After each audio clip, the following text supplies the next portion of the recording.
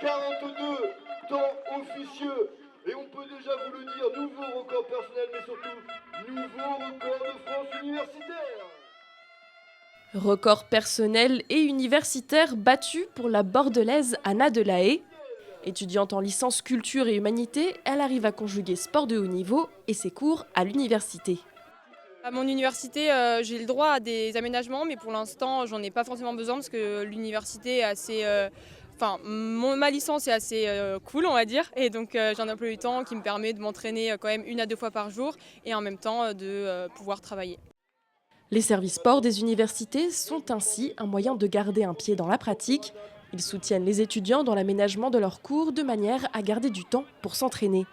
J'ai fait ma licence de droit à Orléans, j'avais un statut de sportif de haut niveau qui me permettait d'aménager mes cours, de choisir mes heures de TD. Après j'avais des camarades aussi en cours magistraux qui prenaient mes cours, etc. On n'a pas non plus une vie de moine, il faut savoir équilibrer vie familiale, vie perso, les potes, les cours et le sport, parce que s'il y en a un qui prend trop le dessus par rapport aux autres, c'est là où il y a un gros déséquilibre et ça craque.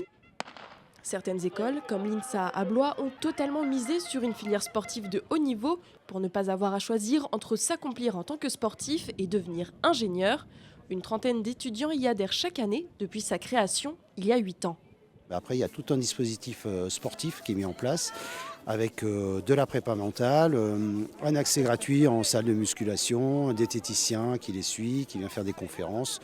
Tout ce qu'on peut trouver dans un pôle espoir, sauf que là, on le trouve directement à l'école, dans l'école, et l'école prend en charge quasiment 100% du coût de ce dispositif. On est à Blois, hein, il ne faut pas se leurrer, c'est une petite ville, donc le seul moyen de les attirer, c'est de proposer vraiment un dispositif complet.